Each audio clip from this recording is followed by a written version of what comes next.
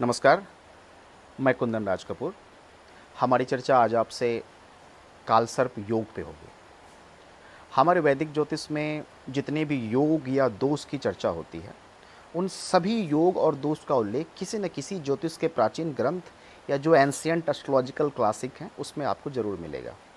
परंतु कालसर्प योग की चर्चा हमारे ज्योतिष के किसी भी प्राचीनतम ग्रंथ में आपको नहीं मिलेगा।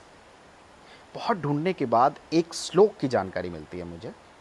यह श्लोक है, अग्रे राहुर अधः केतु सर्वे मध्यम गता ग्रहा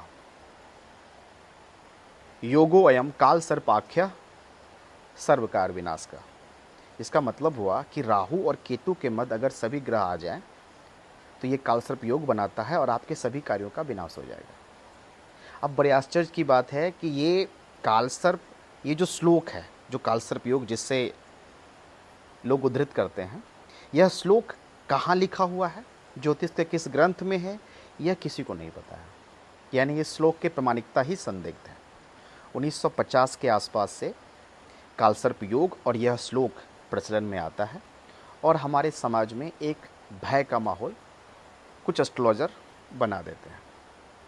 तो आपको ये समझना होगा कि इन एस्ट्रोलॉजर जो हैं, जिनका ये मानना है, उनका ये कहना होता है कि जैसे आपके लग्न चार्ट है, उसमें 12 घर होते हैं, 12 राशियां हैं, तो राहु और केतु इसके मध्य अगर सभी सातों ग्रह आ जाएं तो ये कालसर्प योग है।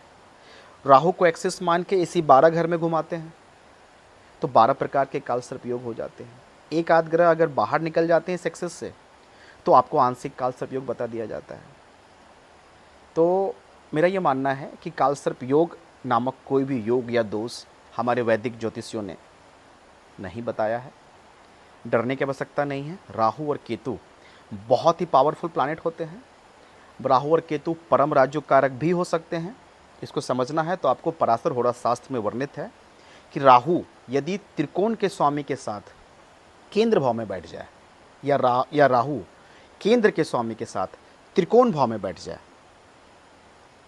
यानी मेरा कहने का मतलब आप समझो कि राहु त्रिकोण के स्वामी के साथ केंद्र में बैठे या केंद्र के स्वामी के साथ त्रिकोण में बैठे तो यह परम राजयोग होता है। और भी राहु बहुत से राजयोग बनाते हैं। बेसिक फॉर्मूला जो पराशर होरा शास्त्र में ये है। तो राहु और केतु, इनसे डरने की आवश्यकता नहीं है।